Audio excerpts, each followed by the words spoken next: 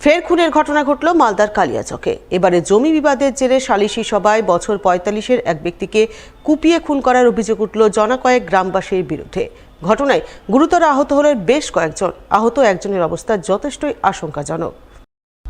বৃহস্পতিবার ঘটনাটি ঘটেছে কালিয়াচক থানার রাজনগর মডেল এলাকায়।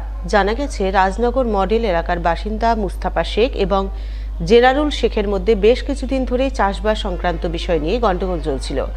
রাজনগর চর এলাকায় তাদের চাষের জমি রয়েছে। সেখানেই জেনারুল শেখ মুস্তাফা শেখের ফসলি জমির উপর দিয়ে ট্রাক্টর দিয়ে যাচ্ছিল বলে খবর, যার প্রতিবাদ করেন মুস্তাফা শেখ। জানিয়ে দুপক্ষের মধ্যে গন্ডগোল হয়। সেই গন্ডগোলের মীমাংসা করতে বৃহস্পতিবার গ্রামে সালিশি সভা বসে। কিন্তু সালিশি চলাকালীন হঠাৎ করে জেনারুল শেখ সহ তার দলবল মুস্তাফা শেখ সহ তার পরিবারের উপর ধারালো অস্ত্রশস্ত্র নিয়ে হামলা চালায় বলে অভিযোগ। সেই হামলায় মুস্তাফার কাকাতো দাদা একরামুল শেখকে কুপিয়ে খুন করার অভিযোগ ওঠে। এছাড়াও হামলায় বেশ কয়েকজন গুরুতর আহত ও রক্তাক্ত হয়। গ্রামবাসীরা তাদের উদ্ধার করে মালদা মেডিকেল কলেজ হাসপাতালে পাঠান। আহতদের মধ্যে বাদশা শেখ নামে একজনের অবস্থা যথেষ্টই সংকটজনক বলে জানা গেছে। চুয়ারে গেছিল হাড় দাউর চাষ করতে, তো ওয়ার্ঘে জমিটা চাষ করা হয়ে গেছে আর হাড় দাউর একটা হয়নি। তো ও গায়ের জোরে কইছে যে হাড় জমি দিয়ে তুই টেক্টাইলে যাবি না। তখন হাড় দাউর কইছে যে তোর জমির কাছে তো আমি যাইনি কি যাব না। তোরা এইটি কথা মানে কইতে সাপের কলার ধরে ওঠি মেরেছে। আগে ওঠে মেরেছে, ওরা ছিল 4 জন আর ও ছিল একলাই ছিল। দিয়ে অন্য করে আর কিছু কহেনি, কেন চলে এসছে বাড়ি। রাতে সব আলোচনা করে বলছে যাওয়ার হয়ে গেছে, মীমাংসা করে দিতে হইবে।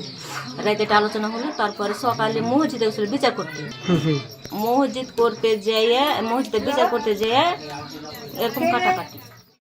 এদিকে এই ঘটনার খবর পেয়ে কালিয়াচকের এসডিপিও ফয়জাল রেজা কালিয়াচক থানার বিশাল পুলিশ বাহিনী নিয়ে ঘটনাস্থলে পৌঁছান। গ্রামে পৌঁছানোর পরপরই পুলিশ ধরপাকড় অভিযান শুরু করে। ধরপাকড় অভিযানে পুলিশ মোট 7 জনকে আটক করে এবং বাকি পলাতক অভিযুক্তদের খোঁজে তদন্ত শুরু করেছে বলে জানা গেছে।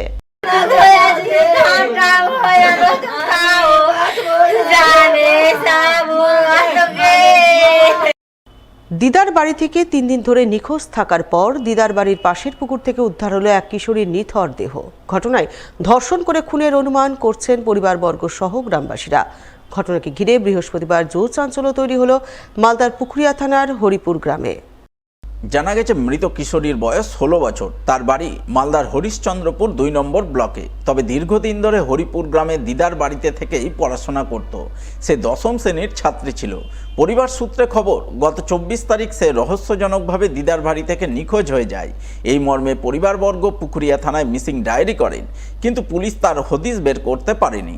এর মধ্যেই বৃহস্পতিবার বেলা 11টা নাগাদ নিখোঁজ কিশোরীর দিদার বাড়ির পাশে এক পুকুরের মধ্যে তার নিথর দেহ ভাসতে দেখেন গ্রামবাসীরা। স্বভাবতই ঘটনাকে ঘিরে এলাকায় জোর চাঞ্চল্য তৈরি হয়। ঘটনাস্থলে বহু মানুষ ভিড় জমান। খবর পেয়ে পুকুরিয়া থানার পুলিশ গ্রামে পৌঁছায়। প্রথমে পুলিশ মৃতদেহটি উদ্ধার করে ময়না তদন্তে পাঠায়। পরে গোটা ঘটনা খতিয়ে দেখতে তদন্ত শুরু করে। ঘটনায় মৃত ছাত্রীর পরিবারবর্গের অভিযোগ, তাকে ধর্ষণ করে খুন করা হয়েছে, যা ঘটিয়েছে গ্রামেরই এক যুবক। তবে পুলিশ শুরু থেকে এই ঘটনার সঠিক তদন্ত করলে এই ঘটনা ঘটতো না। নিখোঁজ ডায়েরি করার পরেও পুলিশ কোনো তদন্ত করেনি, যার ফলস্বরূপ এই ঘটনা ঘটেছে, এমনটাই অভিযোগ পরিবারবর্গের। তো 24 তারিখে ফজরের নামাজ পড়ার সময়খানে থেকে আর বাড়িতে দেখতে পাওয়া যাচ্ছে না। তারপর আমরা এদিক ওদিক তদন্ত করার পরে পুলিশের কাছে গেলাম, কমপ্লেন করে এসেছি। কমপ্লেন করার পরে আমরা এদিক ওদিক পুলিশের কাছে যাই, এদিক ওদিক খোঁজ খবর নিই কোথায় গেল না গেল, কিন্তু ভাবতে পারিনি কি এই পুকুরে আজকে এখানে ফেলে গেছে। পুলিশের কোনো তদন্ত ছিল না, পুলিশের পুরো গাফলতি, ওকে মেরে ফেলে পানতে ফেলে গেছে। তারপরে আমরা এখানে বাড়িতে কাজ চলছে, এই ঢাল মাল মারতে তারপরে আমার একটা ভাতিজা সন্দেহ হলো, ওখানে গেল। তারপর আবার ঢেল মারলাম, তারপরে কাপড় দেখা গেল, তারপর লোক দিয়ে দেখা গেল তো নাশ। সামনে 2026-এ মাধ্যমিক দিত, গত 24 তারিখে নিখোঁজ। তারপরে থানাতে এফআইআর করে। তারপরে নিখোঁজের পরে আজকে লাশটা পাওয়া গেছে এই পাশেই, আজকে খাড়িতে মানে পুকুরে থাকতো, এখানে নানির বাড়িতে, এখানেই পড়াশোনা করতো। তো যা সন্দেহ আমরা যা দেখছি, একেবারে তাকে মানে ধর্ষণ করে তাকে হত্যা করা হয়েছে।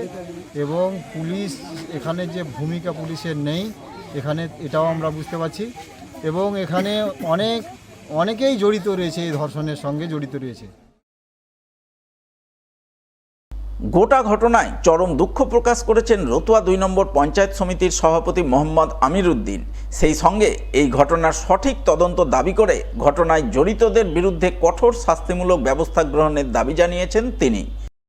যেটা জানতে পারলাম 4 দিন আগে মেয়েটি মিসিং হয়েছে, তারপরে এরা প্রশাসনকে যথারীতি জানিয়েছে, কমিউনিকেশন সব করেছে। আজকে সকালবেলায় তার মৃতদেহ পেয়েছে। একটা ইয়াং মেয়ে 16 বছরে 4 দিন আগে মিসিং হলো, তারপরে কোনো খবর হলো না, পুলিশকে তারা জানিয়েছে, তারপরে এখন তাকে মৃতদেহ পাওয়া যাচ্ছে।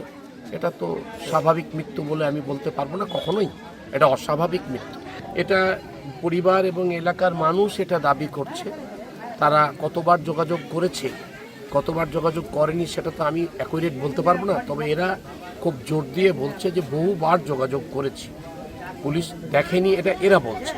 এটা আমি এসে জানতে পারলাম। ঘটনাটা খুব প্যাথেটিক ঘটনা, খুব দুর্ভাগ্যজনক, এবং এর জন্য ড্রাস্টিক স্টেপ প্রশাসনিকভাবেও নিতে হবে। আমাদেরকেও কিন্তু এ ব্যাপারে সকলকে খুব মানবিকভাবে পদক্ষেপ নিতে হবে।